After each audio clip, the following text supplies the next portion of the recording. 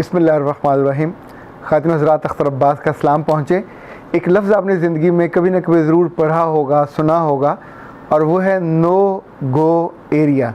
वैसे तो असूली तौर पे ये वो एरिया होता है जहाँ फ़ौजी इलाका हो, दोनों को नहीं जाना चाहिए। नो मैंस लैंड भी होता है और इस पर जंग नहीं होती।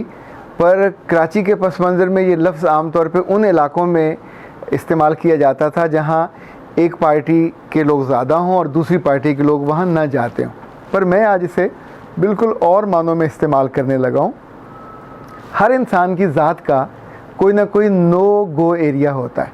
इसी तौर पे हर घर में भी कोई ना कोई नो गो एरिया होता है। वालदा का, वालिद साहब का, अगर वो ज़िंदगी उन्हें एक्टिव गुजारी हो तो कोई ब्रीफ केस, कोई अलमारी, कोई अटैची ज़रूर ऐसा होता है जो नो गो एरिया होता है। उनके बच्चों के लिए, अजीज़ों के लिए नहीं होता।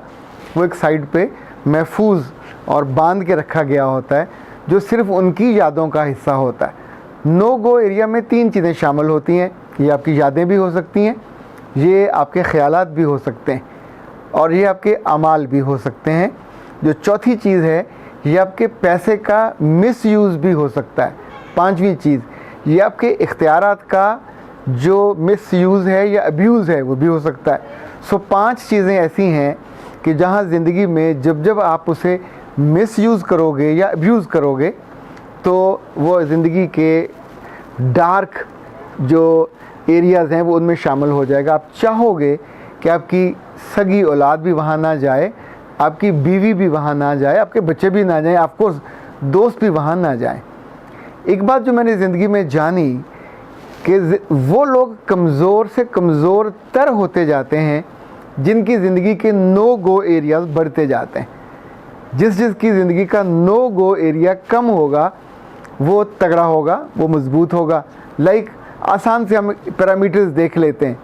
अगर आपके मोबाइल की फ़ाइल्स में नो गो एरियाज़ हैं तो आप पासवर्ड लगाएंगे, और इवन आप अपने अंगूठे का वहाँ निशान भी लगाएंगे, अपनी आइज़ का भी कुछ ना कुछ करेंगे ताकि कहीं ऐसा न हो जाए कि किसी और को वहाँ जाने का और वहाँ दखल देने का, वहाँ झांकने का मौका मिल जाए।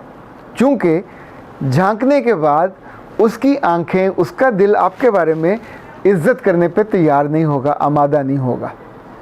बहुत से लोग आपके जानने वालों में ऐसे होंगे, वो बिल्कुल आपके सगे अजीज़ भी हो सकते हैं जो बैंकों में पैसे नहीं रखवाते और उनके घरों में उनकी टैंकियाँ, उनकी अलमारियाँ कहीं ना कहीं अंदर 10-10, 20-20 लाख नहीं, इससे कहीं ज़्यादा पैसे नगद कैश की सूरत में रखे होते हैं। उनमें कोई चुरा भी ले तो उन्हें पता नहीं चलता। उनके घर के बेटे, उनकी बेटियाँ, इवन उनकी बीवियाँ दोनों हाथों से जिस चीज़ को इल्म होता है वहाँ से पैसे निकालते हैं, खर्च करते हैं। चूँकि वो नो गो एरिया होता है, उसका हिसाब किताब नहीं होता, नतीजतन आपके पास उसका कंफर्म इल्म नहीं होता कि वहाँ मैंने क्या कुछ रखा हुआ है। अब चूँकि चोरी का माल था तो दूसरों ने भी चोरी कर लिया, आपका दावा भी कोई नहीं होता। आपकी यादों में जो नो गो एरियाज़ होते हैं वो भी आप अपनी ना माँ से डिस्कस कर सकते हैं ना बाप से। इसी तौर पे जो आपके अमाल के नो गो एरिया हैं, जब आपने किसी की ज़िंदगी में इस तौर पे शामिल हुए, कुछ ऐसा गुनाह किया, कोई ऐसी हरकत की जो आपसे एक्सपेक्ट नहीं की जाती थी, जो आपसे तवक्को नहीं की जाती थी। माँ सोचती है मेरा बेटा इतना निग्गा है, इतना प्यारा है, इतना महबूब है, ये तो बेटियों जैसा है। पता चलता है वो कई जगह से उसके ताल्लुकात थे और सिर्फ जगह जगह उसने औलादें पैदा नहीं की, ताल्लुकात की उस ज़िल्लत की गहराई तक गया जहाँ उसको नहीं जाना चाहिए था।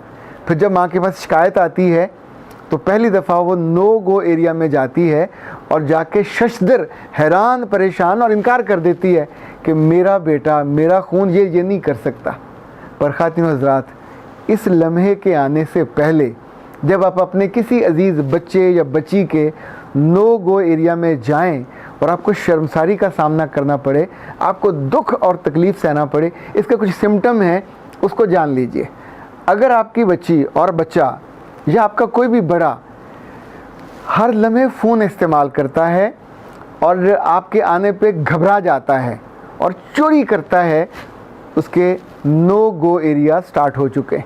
अगर उसका कोई फ़ोन आता है और वो छुप के सुनने की कोशिश करता है, या रात गए सुनता है, या अपने लहाफ में घुस के सुनती है और लाइटें बंद होती हैं। इस वक्त बहुत सी बच्चियाँ ऐसी हैं कि जो बहुत ही अच्छे ख़ानदानों से, लेकिन रात को 2 बजे 2:30 बजे जब माँ बाप सब सो जाते हैं तो they are waiting for that moment, और उनका नो गो एरिया तब शुरू होता है।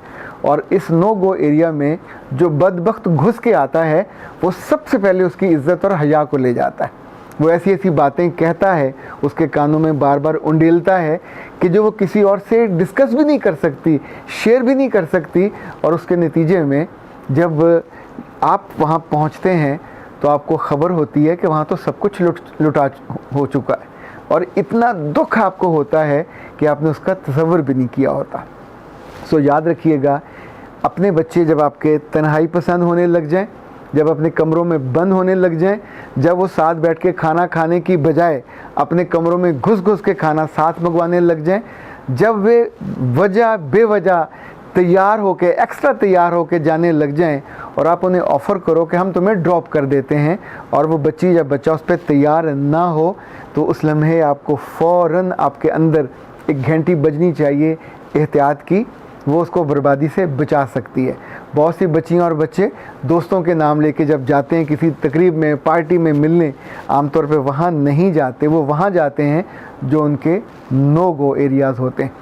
जितने बच्चों और बच्चियों के, अच्छा बच्चे और बच्चियाँ जब मैं कहता हूँ तो उसका मतलब ये नहीं होता कि ये टीनेज से छोटे हैं। मेरे लिए चूँकि सारे, अब ये बड़े भी हों, मास्टर्स में भी हों, जब तक इन्होंने ज़िंदगी बरती नहीं होती, जब तक ये बालिग नज़र नहीं होते, तो बच्चे ही मैंने कहता हूँ। ये जब बड़े भी हो जाते हैं, गलती कोताही का हमेशा इम्कान होता है, चूँकि इन्होंने ज़िंदगी देखी नहीं होती। और एक बात और याद रखिएगा, जिसकी ज़िंदगी में रब जितना कम होगा उतना उसका नो गो एरिया बढ़ता जाएगा। जिसकी ज़िंदगी में जितनी माँ बाप की हया और लिहाज कम होगी उसका नो गो एरिया बढ़ता जाएगा।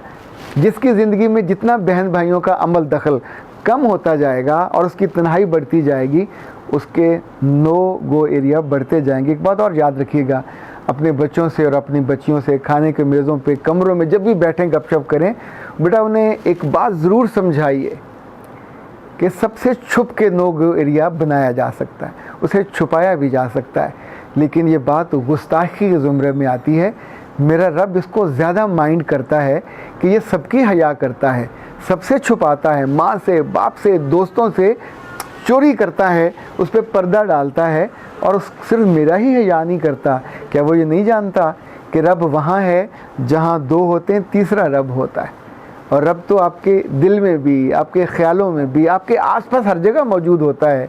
जब इंसान गुनाह करने लगता है और सोचता है कि मुझे ये करना है, तो वहाँ भी नो गो एरिया जिसका आप अनाउंस करते हैं, इनफैक्ट आपके लिए ये डार्क एरिया होता है जो आपकी ज़िंदगी की खुशियों को सक करता है, जो आपकी उस फ़ख्र को सक करता है, जो आपका शान बनता है, आपके उस ज़िंदगी के उम्दा बेस लाइन को तोड़ देता है कि जिसकी बुनियाद पे कल लोगों ने आप पे भरोसा करना होता है या आपसे मोहब्बत करनी होती है। आप आबाद रहिए, शाद रहिए, पर अपनी ज़िंदगी के नो गो एरियाज़ को छोटा कीजिए और टारगेट ये कीजिए कि वो ना हो, ख़त्म हो जाएं। जिस रोज़ आपके पासवर्ड लगाना बंद हो गए, वहाँ से आगाज़ हो जाएगा कि अब आपकी ज़िंदगी में नो गो एरिया कम हो गए। अख्तर अब्बास को इजाज़त दीजिए। अस्सलाम वालेकुम।